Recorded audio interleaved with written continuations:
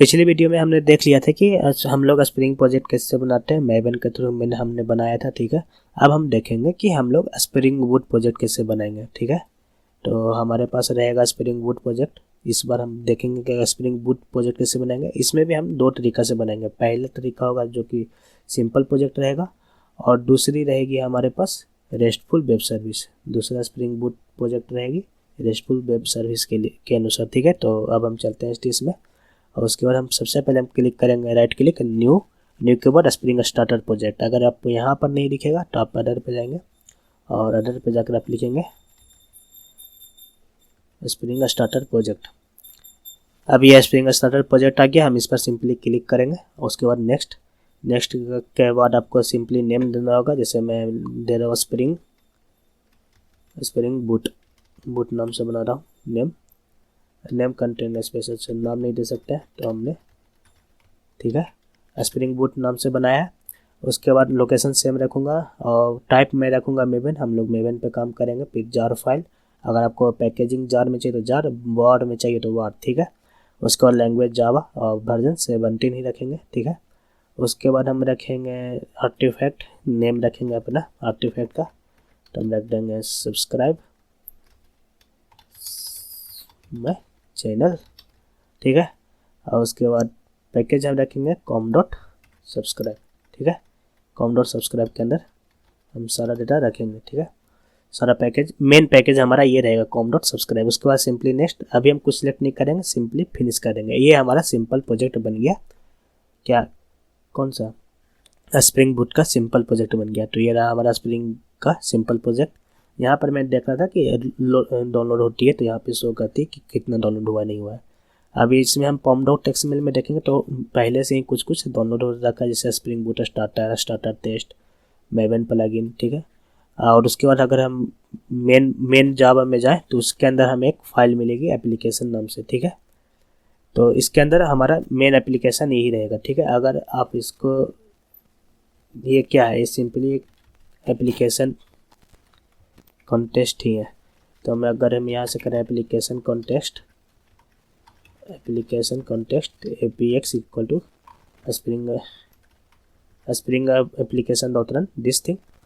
और उसके बाद अगर हम करें apx डॉट गेट बिन, अगर हमारा पास कोई क्लास है जिसका नाम a है, कॉमा उस क्लास का नाम a डॉट क्लास। ठीक है, तो अभी हम क्लास बनाएंगे a को, तो हम यहीं पर अभी फ़िलहाल के लिए बना दे रहे हैं जावा क्लास को। तो हम नाम देते हैं सिंपली a। ये हमारा क्लास बन गया, जिसके अंदर हम एक सिंपल एक फंक्शन रखेंगे, void फंक्शन 1। ठीक है, नॉर्मल फंक्शन है। उसके बाद हम प्रिंट कर रहे हैं इनसाइड फंक्शन 1। ठीक है, उसके बाद हम स्प्रिंग बूट पे आएंगे, हमारा एप्लीकेशन के अंदर आएंगे। ठीक है, इसके अंदर हम देखेंगे कि ये पहले से कुछ एनोटेशन है स्प्रिंग बूट एप्लीकेशन। इस एक एनोटेशन में क्या क्या रहता है, इस एनोटेशन में का मतलब है कि पहला तो ये @configuration इनेबल रहेगा, @configuration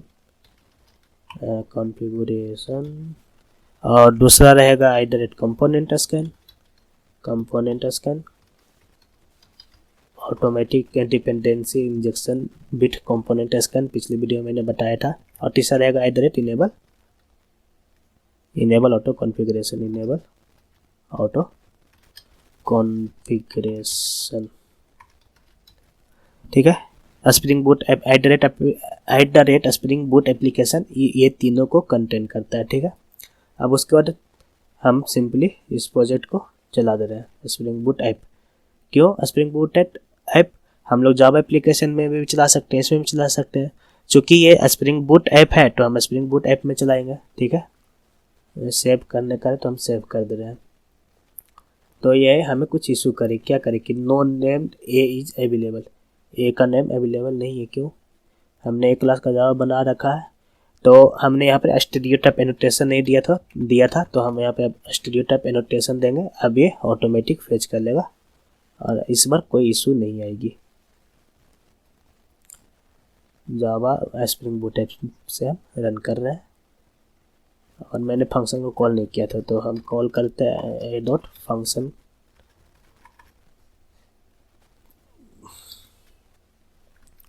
A data equal to this and data dot function 1 को कॉल मैंने कर दिया। और उसके बाद spring boot app run as हम लोग inside the function app 1 function 1 पे एंट्री मार चुके हैं। ये तो हमारा हो गया सिंपल प्रोजेक्ट। अब हमारा दूसरा पार्ट क्या है कि हम लोग रेस्टफुल वेब सर्विस बनाएंगे, रेस्टफुल वेब सर्विस। ठीक है, तो उसके लिए सबसे पहले हमें क्लिक करना होगा न्यू पे, फिर उसके बाद स्प्रिंग स्टार्टर प्रोजेक्ट, उसके बाद हम स्प्रिंग बूट 1 दे देते हैं। ठीक है, ऑटोमेटिक सजेस्टेड है, बाकी सब सेम रहेगा। यहाँ पर com.subscribe, अगर आपको कुछ भी रखना है जो रखना रख सकते हैं। ग्रुप में हमारा ऑर्गेनाइजेशन का नाम आएगा com.demo वगैरह जो भी है। तो com.demo की जगह हम कर सकते हैं इसको com.subscribe भी तो कर सकते हैं, आपका जो मैंने जो रख सकते हैं। तो हम इसको सब्सक्राइब कर दे रहे हैं। उसके बाद सिंपली नेक्स्ट, इस पर हम सिलेक्ट करेंगे वेब को। ठीक है, ये हमारा स्प्रिंग वेब इनेबल कर देगा। ठीक है, उसके बाद नेक्स्ट। ठीक है, नेक्स्ट को, उसके बाद फिनिश। अब हमारे पास एक स्प्रिंग बूट ऐप बनी है जो कि रेस्टफुल वेब सर्विस रहेगी। इसके अंदर अब हमारे पास सेम फाइल मिलेगी स्प्रिंग बूट एप्लीकेशन नाम का। और इस क्या बोलते हैं, इस फाइल को हमको छेड़ना नहीं। इस फाइल में अब हमें कुछ नहीं करना है। स्प्रिंग बूट 1 एप्लीकेशन, इसके अंदर हमको कुछ नहीं करना है। अब हमारा रेस्टफुल है, तो चूँकि ये हमारा रेस्टफुल है तो अब हम एक रेस्टफुल बनाएंगे, जैसे सब्सक्राइब कंट्रोलर। ठीक है, मैंने एक जावा क्लास बनाई, चूँकि ये अलग पैकेज में होना चाहिए। अभी समझाने के पर्पज़ से मैं एक बना रहा हूँ कंट्रोलर। इसके बाद हम रखेंगे इसको रिक्वेस्ट बॉडी नहीं, कंट्रोलर।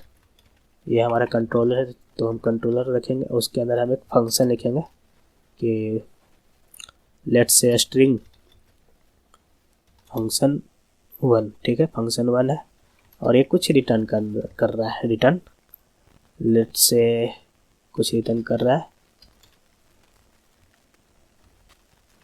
रिटर्न करेगा subscribe my channel as soon as possible.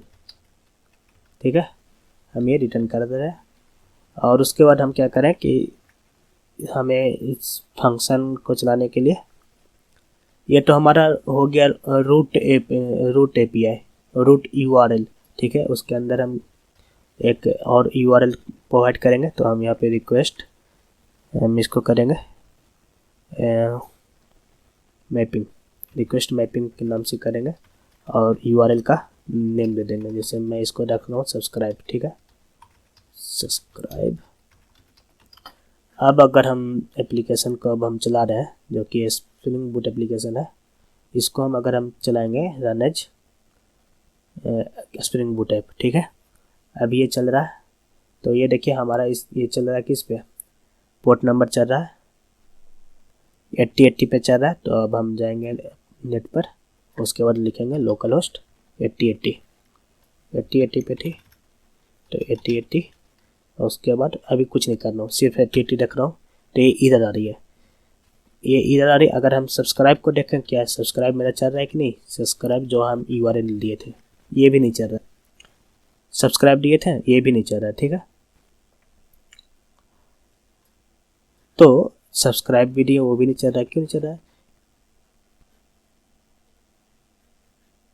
तो हम क्या करेंगे कि जो कि हमारा ये सब्सक्राइब कंट्रोलर है, ये कंट्रोलर के अंदर हम क्या करें कि ये जो रिटर्न हम कर रहे हैं स्ट्रिंग को, ये स्ट्रिंग एज ए JSP ले रहा है, एज ए JSP पेज ले रहा है।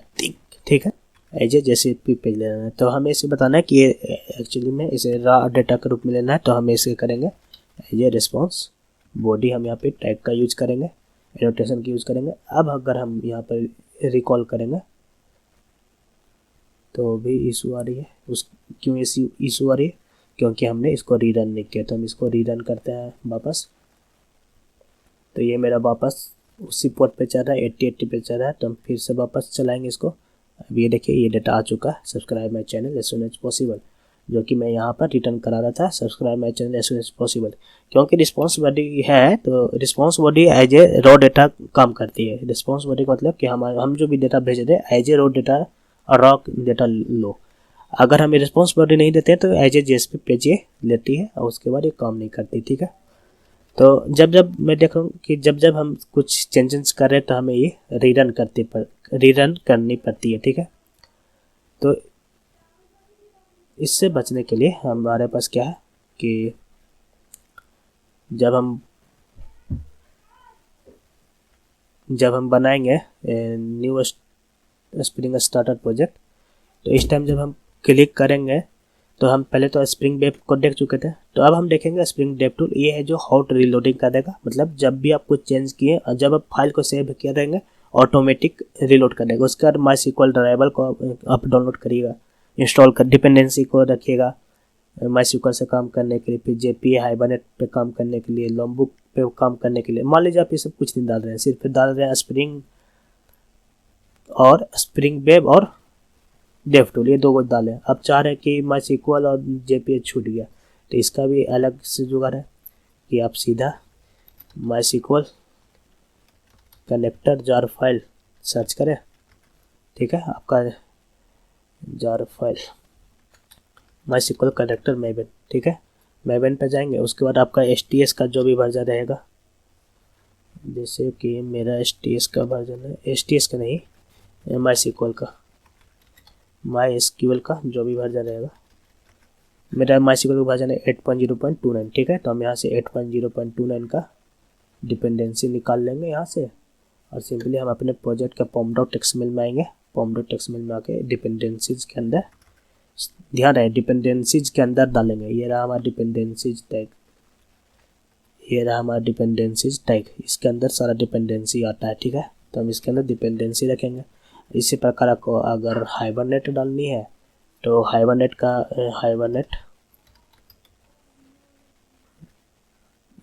JPA hibernate,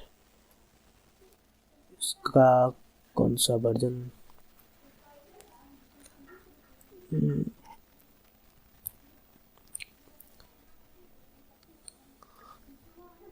hibernate JPA dependency. तो ये रहा हाइबरनेट कोड मेवन डिपेंडेंसी, पहला लिंक है इसमें से आप वर्जन चेक कर लीजिए, कौन सा वर्जन आपको डालना है, उसके वर्जन के अनुसार खोलें और उसके बाद यहाँ से डिपेंडेंसी कॉपी करके ऐड कर देंगे। तो इसी प्रकार आपको डिपेंडेंसी खोजनी है, खोज के सीधा डिपेंडेंसी के अंदर ऐड कर देंगे। उसके बाद प्रोजेक्ट को चला देंगे और चलाने के बाद रीलोड मारेंगे। अगर डेव टूल रहेगा अगर आप इंस्टॉल किए होंगे, अभी मैंने बताया ना कि यहाँ पर अगर हम न्यू पे क्लिक करें स्प्रिंग स्टार्टर प्रोजेक्ट, उसके बाद नेक्स्ट, तो यहाँ पर दे रहा है dev tool, spring dev tool. अगर ये डिपेंडेंसी ऐड कर लेंगे तो ये ऑटोमेटिक हॉट रीलोडिंग होगा। तो that's it about it, thank you.